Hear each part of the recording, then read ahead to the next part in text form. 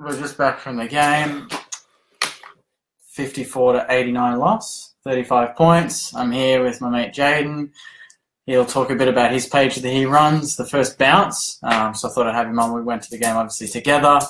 Pretty optimistic about getting the win, I reckon. Yeah, up until about three-quarter time, and then the shackles got broken open, and when the game was there, they didn't want to take it. Yeah, same old, I guess, in terms of our performance, like showed bits and pieces, 4 or 5 minutes here and there, gaps. Happened against North Melbourne, happened against Geelong, happened against Adelaide, get within a gettable margin, and when the game's there to be taken, they're not grabbing it with two hands. Playing too wide is, I think, my take from the game. It seemed like we just didn't want to go through the middle, didn't want to take the game on. And it's the same every week. Like, you just want the guys to turn up and just take the game on and just want to go for the win, but they just don't want to do that. Take the risky kick. You got the guys like Webster and Savage. Sorry for the voice, I'm a bit sick at the moment. Webster, Savage, these sort of guys off the half back line, get that kick into the middle, give it to our open guys. If it turns over, well then, okay, you take the risk. But better than that than chipping along the wing and turning it over anyway. So at least try and do something with the ball going forward. And adapt to the way Hawthorn were playing. I mean, we had a good view of the game and how they were chipping it around. They always kept opening up for a man, and it wasn't standstill like we were playing. Like, they were constantly moving, and we just were drawn to the ball, like 4 Saints to the same ball, and then just kind of opened up the ground for them. They always had an extra man out the back, and I think that should have been something that the players should have been aware of straight away. Yeah. But you're right, every time they kick, they'll move into an open space, create space for the guy coming forward, and they'd go past, and there was a roll-on effect, whereas fast it was 2-3 players holding hands with each other and ultimately congesting the ball, and it didn't work. I think let's just cut to the chase and talk about probably the worst players on the ground and how they performed. What's your take on some of the poor performances? Billings was good on the field in terms of up the ground in the midfield. Yeah. And it's always been noted that when he's around the ground, he's got a very good kicker. Came through with the draft, and that's why he was such a high pick. But his goal kicking's letting him down. God. I mean, like, we were watching it, and he kicks that goal at the start, and we're up and about. You get confidence. He kicks the other two that I think it was 3 points in the first quarter, or first quarter and a half. He did one goal for the game. But that's him every week. I remember last year he took the game against Carlton by the shackles. He kicked 5 goals straight, had 30 disposals. That's the sort of performance. Billings game. Yeah. And that's the sort of performance we're expecting from him. And he's not, in terms of disposals and around the ground, he's not being disappointing or anything, but it's his polish that needs to lift for the next step for St Kilda. Going forward, like, I'm trying to just think of how we can, where the game plan can adapt, and like we can't keep playing the same way. We're not scoring goals. No, we're bombing it to our forwards. Something's got to give. It's sort of like they're trying to leave Paddy one out, which is a good method. Which is what we've all kind of called for. We all wanted him to stay one out. We all know that he's good one-on-one, and we don't want Bruce and Membry flying for the same ball. Exactly. But at the same time, Membry's still getting lost, and there's a few players still getting away at Paddy. There's too many times there's 2 or 3 players going out for it. Yeah. Hickey was good down forward tonight. Hickey was very good. I mean, McAvoy had 22, and I think he had over 100 fantasy points, but I think Hickey almost broke even. Yeah, goal and moving forward. I thought he took the game on and was willing to throw his body around. He flew for a high mark in I think the third quarter or the second quarter. So little things like that. That's what you want to see from your ruck. But I think that's one thing the Saints fans really want to see, and that's the difference between him and Longer at the moment is around the ground. Mobility around the ground. Like, there was a couple of passages of play where he went for the more difficult kick up the ground, to lace it out. I mean, he missed a few, but he still went for him. He didn't go for the little run past handball like a Longer would. Yeah. So he takes that risk. It's just the senior players that are lacking at the moment. There's the Gilberts, the Gearys. Yeah, it's sort of like there's 16 players out of form instead of there is. Instead of the 4 only players, if you name it, the only players that are currently probably in form, I'd say Paddy. I mean, loosely say Paddy. I'd say Ben Long is up and about, and he's tackling. He kicked his forward pressure's been He's pretty been consistent. decent, You know what you're going to get from him. Apart from them, I mean, Blake Acres and Stephen are probably the 2 midfielders that can not hold their head high, but not hold their head down, sort of thing. They're willing. And maybe Jake Carlisle. Maybe Carlisle's he's been a lockdown in defence, and you feel sorry for him at times. Like he's marking and repelling, comes back. He's doing. You can see the anger that comes with playing each week for him. Yeah. I did like Jack Steele's game tonight. Better tonight. I thought he was very good, especially in and under. Made some good tackles. I think 11 tackles for the game, which is that's what we expect from him. We did win the tackle count too, which I mean. It doesn't mean much when you lose the game by 6 goals, but you win contested possessions and you win the tackle count, you probably think you're in the game. Yeah. I just saw Phil Lewis's comment there, Gresham, and I agree with that. Gresham's been disappointing. We saw with his set shot, we were right behind it, and he wasn't even... Ben Dixon should know this, being the goalkeeping coach, but he walked to the point post. Yeah. You got to kick where you're walking. You need to walk, and then he goes to hook it, and it was wayward straight away. So him as a game overall was just... ebbed and flowed, like it was up and down. The best passage of play from him was when he turned the defender, cut inboard in his left foot. Yeah, when he was unselfish. Perfect example. But that was when the game was on the line. They looked like and they did it last week against the Giants, where they knew the pressure was coming, but they were willing to dig deep, and they got the draw in the end last week. The same incident happened this week, but they lost it. Yeah. They had 5 minutes, and it's happened against Adelaide, Geelong. North, the last quarter fell away. 5-10 minutes of passage where they slack off a little bit, and you can't do it at AFL level anymore. No. You've got to be 100% for 4 quarters. Now, we talked about this on our walk back, but we were talking about this is a week for a statement. In terms of the omissions, in terms of bringing some young kids in, there's Bailey Rice, there's Logan Austin, there's Ed Phillips. Everyone's been calling up to give a debut. Who do you reckon comes out? I mean, obviously from my end, these guys know already that I think Jack Nunes has to be. I mean, you said he was better tonight. He was better tonight, but I think for Richardson, he needs to make a statement. There needs to be a player that is... And it can't be a Nick Caulfield. It needs to be a comfortable player, like a Billings, like a Nunes... I said Billings for after his 200th, maybe, but that's a big one. But I think Billings is one. Yeah, a bit of a wake up call for him. Young kid, he had a good season last year, apart from his goal kicking. Yeah, and he's been okay so far, but that's a wake up call for him. Yeah, Gresham hasn't missed a game. I don't think since he debuted in not last year, the year before, 2016. Yeah, he's had a good run. So he's had a good run. He'd be comfortable. Put him down in the twos. And Nunes is the other one. Yeah. 3 players that, they're in that 50 to 80 game range. Yeah. That, they're sort of getting comfortable in the week in, I'm going to be in the team. Yeah.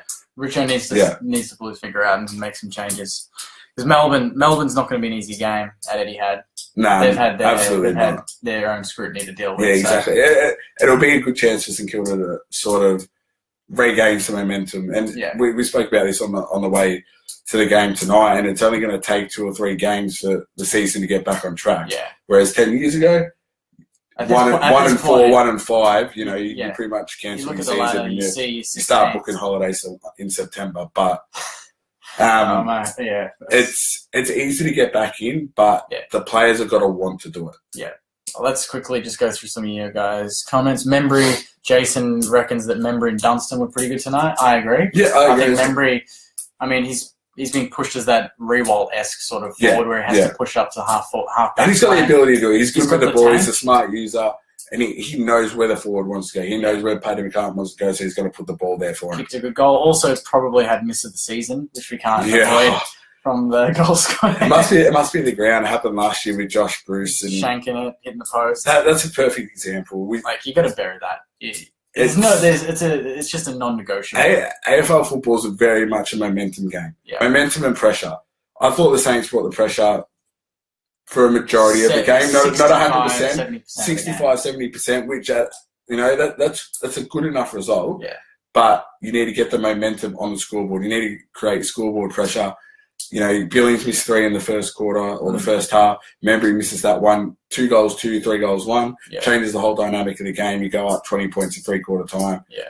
And, your head starts thinking, okay, well, we've got this, momentum rolls on. It's very demoralising for a team that you keep kicking points, especially gettable ones as well. Especially just the way we play. It seems like we have to exert so much energy to just get it inside the 50 and create even half a chance. But the entries going inside 50 as well, aren't they? They're not great. They're not helping they're our not great. forwards. How many times did we see Like, you just see a player, when you see him, like, we didn't have seats, so we were standing really close to the ground. You see Dunstan get the ball or a steal or someone, and they don't even look up and they just kick it. And then Hawthorn immediately just repel. They mark it, move wide, and then cut into the middle. And then one thing they didn't do tonight, as well as they usually do, is switch either.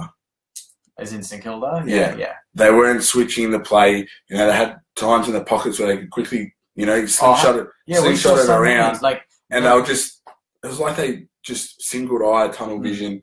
Yeah. You know, okay, well, the game plan's to kick it this way, so that's where I've got to kick it. The amount of times you got to adapt in a game. Seb Ross got wide and was literally, you could hear him yelling for it, and Webster was just like tunnel vision, just looking this way, and he's over here, completely free, and then another guy was free on top of him. You lose that whole counter-attack when that doesn't happen. Yeah, definitely. Let's quickly go through some more comments. Savage needs to go back to the twos, Pete reckons. Stats-wise, he was pretty decent. Stats-wise, we saw in Supercoach. Stats-wise, he's not too bad, but Nick Rewalt was commentating against Geelong, and he sort of explained that meters gained a very misleading stat. It doesn't go off disposal efficiency. It's just how far you can kick the ball, and that's. So if you just he won't have many kicks under 40 meters. No, he's a long time up, 50 plus. I'd agree. I think he may need to go back to the twos as well, and it gives a chance for these young kids to be able to, you know, make their spot their own. Yeah. Ben's got a really good question. Thanks for that, Ben. Number of players who have genuinely improved on last year to help fill the void of Rewalt Joey. Maybe just Akers finding it hard to think of anyone else. When you lose two of your greats, two of your key leaders of the last decade, obviously there's pressure on players that have to say, okay, we're the new generation, we're the new leaders of this club. Who's put their hand up and said, well, that's going to be me. I want to be that next leader. Akers has done it. Akers has done it. Dunstan, I think, occasionally looks like he plays for the jumper. But I think Dunstan loses his confidence a little bit because he does get dropped very easily. Yeah. He'll have one, same with Jack Steele, they'll have one, you know, not so, or mediocre game. Yeah. And Alan Richardson will be like, you know what, go on. Yeah. And that would demoralise his confidence. Yeah. But he's been good since he's come back at the start of this year. Yeah. I'd say Jimmy Webster's sort of stepped up a little bit. His ball use off halfback's been better than tonight. Occasionally, his kicks they were very good in ball. But it's very hard to pick any other players. It's Jake Carlisle. I mean, but he was always kind of that level. Anyway, we knew he was A grade when we got him from Essendon. Yeah. But no one's gone from B grade to A grade to take that next level, which we need. We need that next leader. Paddy. I mean, he looks like he's that he's more confident in his body now. He's loving he's bossing defenders around. He's loving the continuity of being healthy each week, and it's showing in his performances. And that's one thing that sort of separates him and Josh Bruce. Josh Bruce points a lot to where he wants the ball to go, but he won't lead to where he wants the ball to go. Paddy's like, put it there. I may not mark it, but at least I'll create an opportunity for the likes of Ben Long, Gresham, these sort of players to crumb and they create an opportunity from that. Perfect example was that, guys, we saw it when Paddy made like 2 or 3 runs and they completely ignored him. And then he made another one pointing to the middle and they bombed it long and he made that contest and took the mark and eventually kicked the goal. Yeah. So, like, you don't see that. Like, commentators don't talk about that on the radio. They don't talk about it on Fox Footy. You don't see that. Yeah. He puts in so much effort off the ball. Yeah, for sure. Pete's got a good question, which we were talking about on the way home. Is Geary a worthy captain? I mean, when you say he's a worthy captain, who else would be captain if he wasn't captain, is the question. And does that mean, is he just captain by default because there's no one better, or does he deserve the captaincy? It's hard because we don't know what happens in the 4 walls of the football club. Yeah.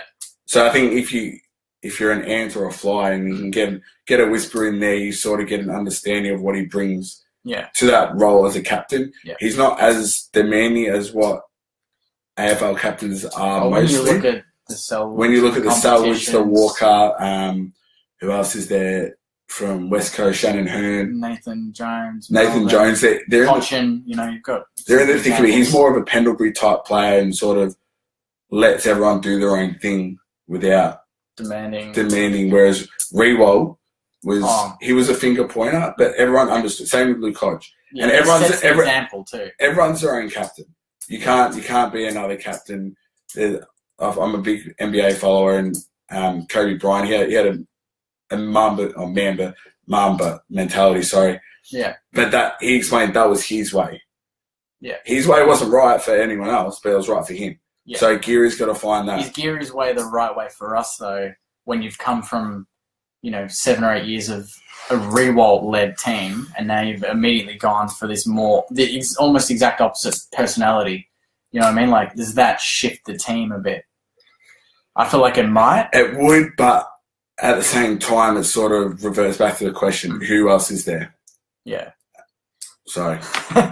Taylor's getting a bit annoyed about that. Sorry. You're not used to getting all these little They pick up on the little things, mate. Yeah, no kidding. No more pen clicking. It's all good. We're just, disappointed. Disappointed, but yeah, I don't know who would take over Geary. It's sort of like a plan that they've got to bring in to sort of say, okay, well, you're going to be vice captain, say Just Blake Acres. 4 captains like we did 6 years ago. We had Hayes, But Ball, and that way they can, get a bit of exposure, and that way when Geary does go on, because Geary wouldn't have more than 5 years left in him. Yeah. And form-wise, he probably wouldn't have one more year left in him either. Yeah. All right, Ryan, how about when we under kick, overmark, shit kicks, gets balled and turned over? That's a long 3-1, handballing on the run. What do you think of Billings? Oh, we kind of discussed Billings. Billings already been discussed, unfortunately.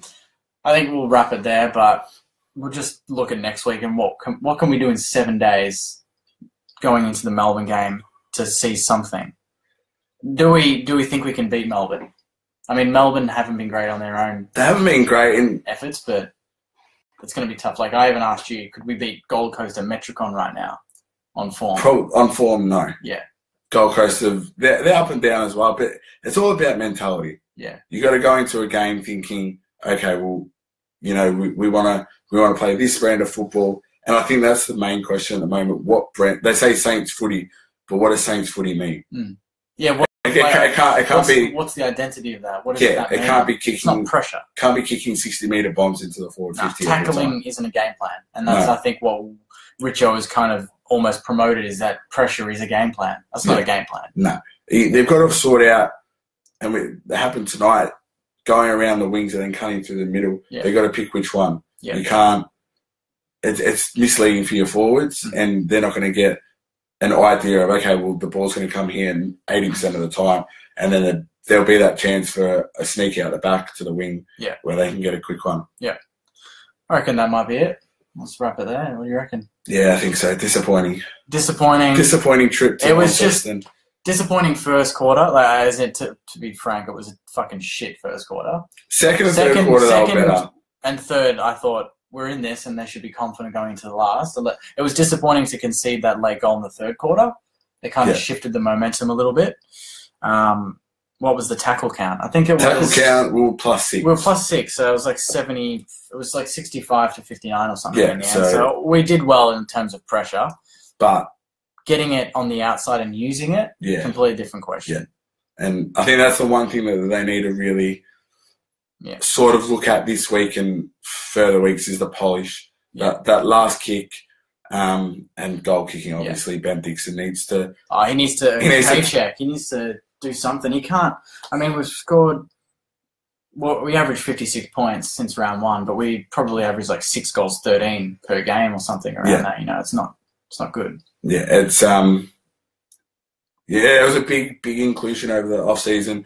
It's much scrutinised over last year, and they've gone backwards. Yeah, and their ball use inside 50 and kicking the goal is dismal. And when you get an set shot in front of goals, and you're saying, "Oh, this is not going to go in," as a supporter, with every player, it's not just one player. Every player marked it, Membry marked it, McCartney, you're like, "Oh, this is at least a 20% chance of going in." On the way here, we spoke about Armo, and they sort of admitted they rushed him back, and I think they were right in that. But does he come back in next week? More leadership. He's that senior head. I mean, Sandy annoyingly, they've got the bye this week, so we're not going to see him play. We're not going to know. He's played that one good game last week, I think. Last 2 weeks he's been decent. It would have been good to have that third game and be like, okay, he's played 3 solid hit-outs and you can bring him in against Melbourne, but you're not going to have that. So it's going to be tricky. Yeah. I do hope in the coming weeks that Nathan Freeman gets his chance. Yeah, I think bringing Armo in would be the comfortable in when we want to make a statement. I think if you drop a big name, I think you bring in a new, like a Ed Phillips or something. Yeah, you have to someone that's going to fight for this. Yeah. Bring up the energy. Anyway, Definitely. guys, we'll leave it there. Lastly, you're enjoying Launceston? Launceston is terrible. It's pretty cold here, guys. It's cold. There is nothing open. It's absolutely deplorable. Yeah, good fun. Anyway, guys, thanks very much for watching. Stay tuned for my preview for the Melbourne game. And please go and check out the First Bounce, this guy's page. I've tagged it in the title and like it. He's got some cool videos. And you basically talk about every game. Every game, few massive talking points, whether there's a massive suspension, massive issue. We run polls every week, 3 or 4 a week. Yeah. It's a good little just casual chat. Yeah. It's not formal. It's, a little bit of banter here and there. But head over there, like it, and listen to it, watch it, share it. That'll be greatly appreciated. Awesome. Thanks, guys. See you soon. Catch up.